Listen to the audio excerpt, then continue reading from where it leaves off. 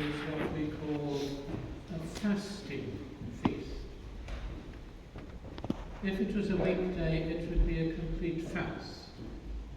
Since it's a Sunday, we are allowed wine and oil.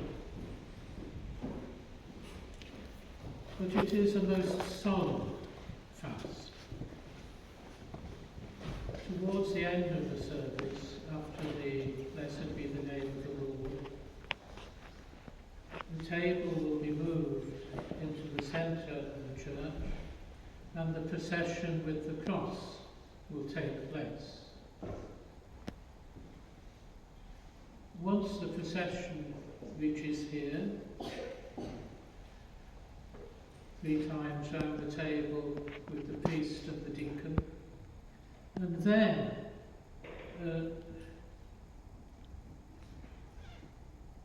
a thing which is only done on this feast, the elevation of the cross. The priest will lift up the cross as high as he can reach, and he will make 3 times the sign of the cross with it, facing east, north, south, east and west. He is blessing the world with the cross of Christ. Christ himself has blessed the world by dying on the cross. We imitate his blessing in this ceremony. Right at the end of the service, when you come to get the blessed bread, you will venerate the cross. Not in my hands, but on the table there. And receive the blessed bread and a flower from around the cross. Take that flower home. Don't drop it on the floor. Don't leave it on your way out of the church. Take it home and put it by the cross which is in your icon corner. What does that do? Well, you'll see when I lift the cross, it's not actually in the shape of a cross. It's a block of wood like that, which has been beautifully carved by our soldiers. And right in the middle of it you will see a tiny crucifix. That has been placed on a relic of the true cross for a whole liturgy, so that the blessing from that relic of the true cross was transferred to that little cross. Even the rope that it was fastened to is put inside the block and sealed off. So when you take a flower that has touched the cross, that blessing has been transferred to that flower.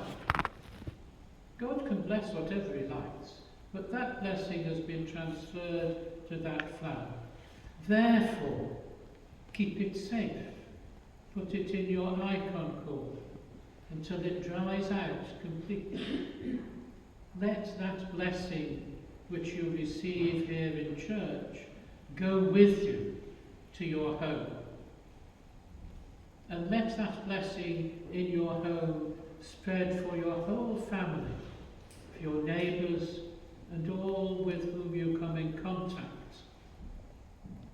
Because we don't do this for ourselves alone. We do it for everybody. In this way, the Christian faith is spread when people see, as it says in the Acts of the Apostles, see how these Christians love one another. And it's through the cross, central and vital to the whole of the gospel is the cross. God giving himself on the cross and rising on the 3rd day, so that we, dying with him, can then rise at the last day. Dying with him. How do we die with Christ?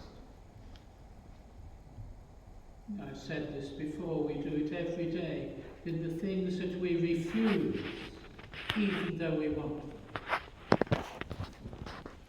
But we refuse them because we belong to Christ and we want him above everything else.